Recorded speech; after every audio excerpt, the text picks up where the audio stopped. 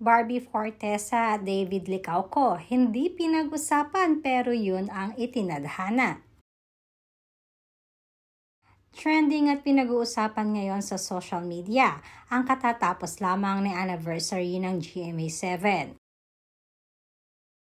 Bukod sa napakaraming pangmalakasang artista ng GMA7 ang dumalo, ay lalo namang nag-trending ito dahil na rin sa pinag-usapang tambalan ng barda. Kapansin-pansin kasi ang kakaibang glow kay Barbie at David. Litaw na litaw din ang simpleng kagandahan at freshness ni Barbie sa kanyang yellow gown at ganoon naman si David sa kanyang barong Tagalog. Kahit hindi nga magkasabay na rumampa sa red carpet ang dalawa, ay marami naman ang nakapansin ng kanilang matchy-matchy outfit sa nasabing okasyon.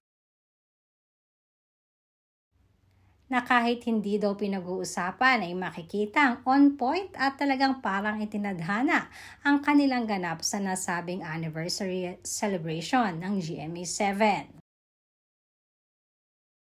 Narito ang ilan sa mga highlights at kaganapan sa after party.